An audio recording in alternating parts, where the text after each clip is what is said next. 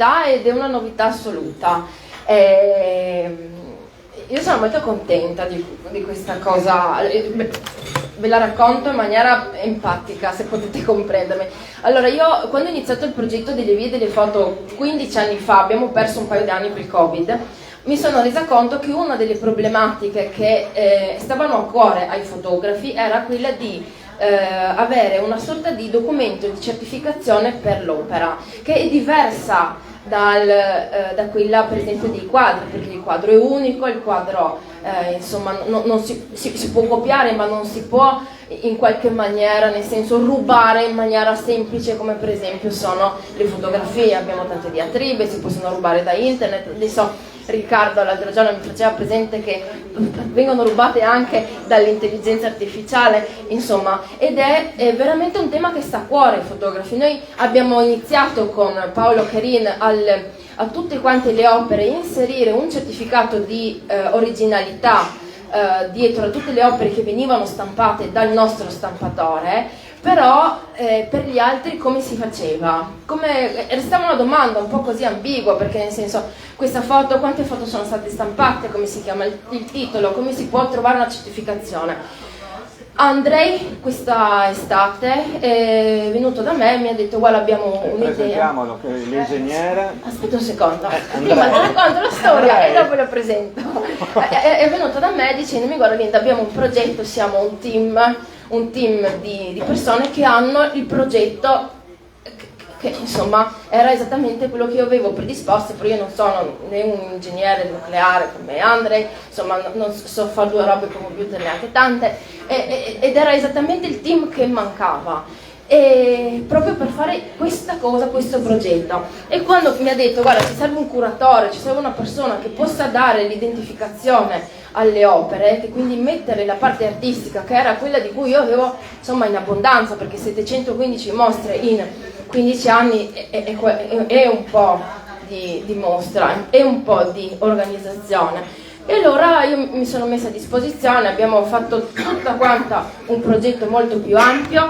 Per i giornalisti c'è dietro proprio il tabellone esplicativo che trovate all'ultima pagina della scaletta che vi ho consegnato oggi, però per le cose tecniche io vorrei chiamare Andrei Buchalov, giusto si dice così, che venga a raccontare quello che il progetto, un po' come si è sviluppato. Lo faremo in inglese, cercherò di tradurre. Sapete che per me questi mesi parlare in una lingua diversa è stato un grandissimo stress, ma ce l'abbiamo fatta e oggi potremo anche fare il primo beta test. Andrei, grazie.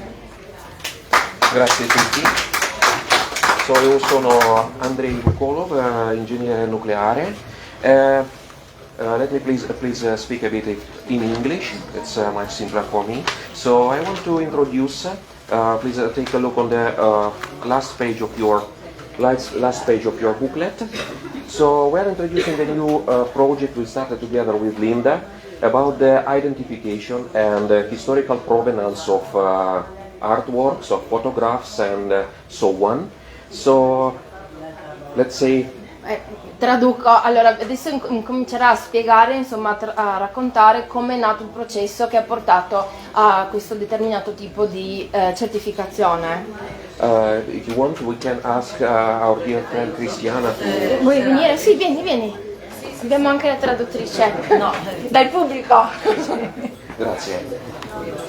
So, I want to introduce the project about imagining the artwork, the photograph, as an identified object, like we have a scientific article, like we have a book in the library, but containing all of the history that every artist or every curator like Linda wants to disclose. And please? Vi spiego in breve per non farlo troppo lungo come discorso tecnico. Praticamente è stato ideato, progettato e creato un certificato digitale che conterrà tutte le informazioni dell'opera a cui è stato applicato.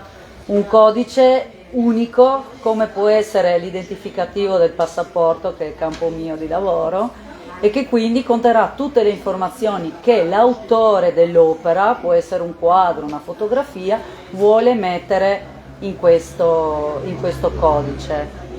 Yes, so every piece of information that author or curator wants to disclose would be uploaded into the specially developed system and then stored in the, let's say, immutable manner that no one can just grab and seize it from the system, including everyone, including the state, including that banks or someone else, like we have now in the world of cryptocurrency, of the world of blockchain technology. So it works like that. It's just like a codice, a code you place on your artwork, and everyone scanning the code with a phone or with any device will see all of the history of the painting that every author and every curator went before wants to disclose.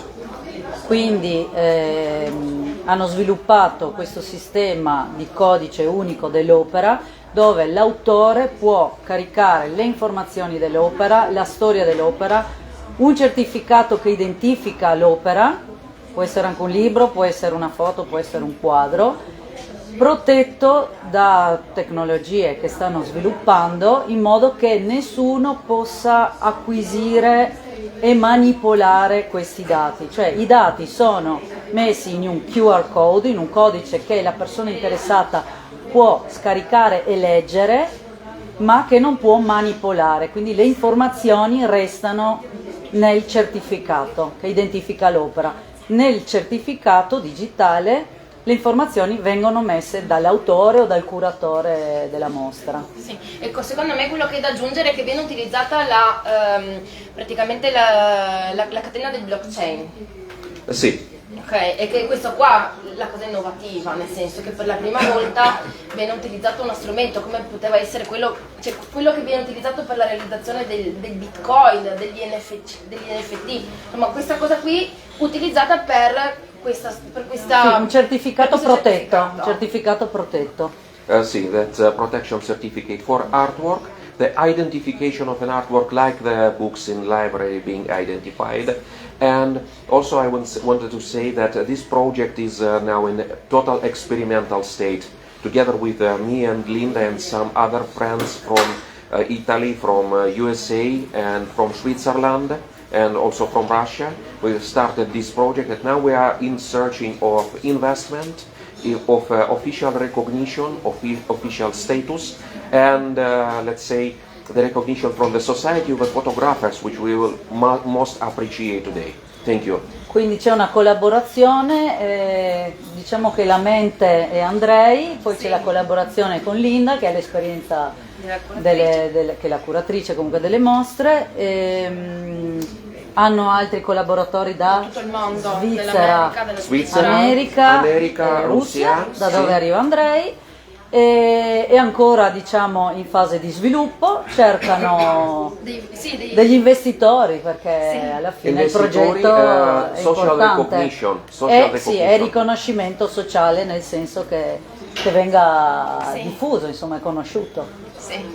So if there will be some questions, I will be here during this presentation and we will speak about it. Quindi se c'è qualcuno interessato o curioso di saperne di più, Andrea è a disposizione. Bene, grazie. Ma non solo, che tutte le fotografie, per ogni autore una di queste fotografie chi avrà piacere avrà la possibilità di proprio utilizzare questo, per la prima volta in fase beta questo strumento.